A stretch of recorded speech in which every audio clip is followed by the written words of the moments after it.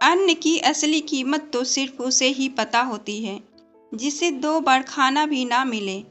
हम में से कई सारे लोग खाने की थाली में ऐसे ही छोड़ देते हैं, लेकिन उसकी असली कीमत वही होती है जो उसे बड़ी मुश्किल से मिलती हो। इस कहानी सैड स्टोरी में इसी के बारे में बात की गई। शंभू एक ठेला लगाकर काम करता था। उसके परिवार में उसकी पत्नी और 2 छोटे-छोटे बच्चे थे। उनके बच्चों में एक लड़का था और एक लड़की थी। उनकी पत्नी का नाम सीमा था। उसके लड़के का नाम छोटू था और लड़की का नाम मुन्नी था। एक दिन ठेले पर भारी मात्रा में सामान होने की वजह से शंभू उसे ठीक से संभाल नहीं पाया और तेज गति से आती ट्रक टकरा गई। अगले ही पल उसकी मौत हो गई और उसके पीछे उनकी पत्नी सीमा और 2 छोटे-छोटे बच्चे अलग हो गए और मुन्नी रह गई।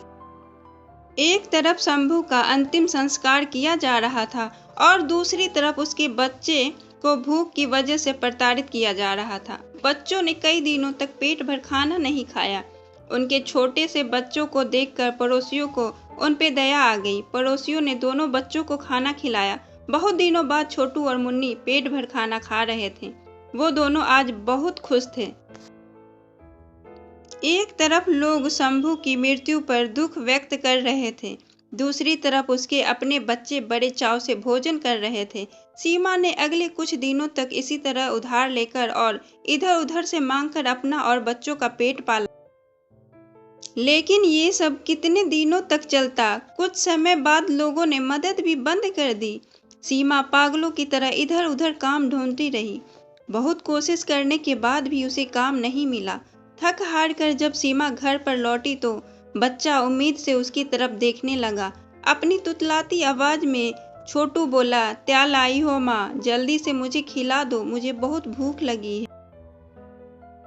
बच्चे की हैरान कर देने वाली बात से सीमा रो पड़ी और दोनों बच्चे समझ गए कि माँ के पास कुछ भी नहीं है। एक पल के लिए अजीब सा खामोशी छा गया।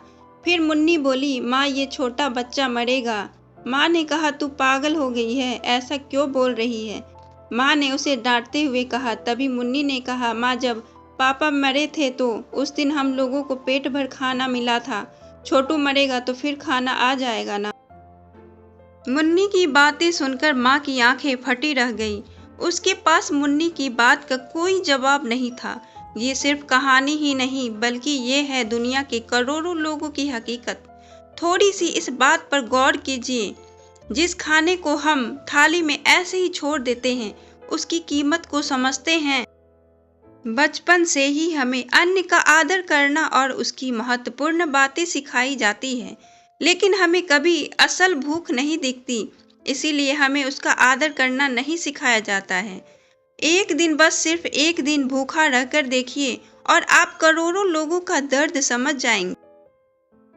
इसी के साथ आज से ही हम सब प्रार्थना करते हैं कि हम कभी भी अन्न का अपमान नहीं करेंगे, हम कभी भी खाना नहीं छोड़ेंगे। कृपया अन्न को बचाएं और उसे ऐसे लोगों तक पहुंचाने की प्रयास करें जिन्हें अन्न नहीं मिल पाता है।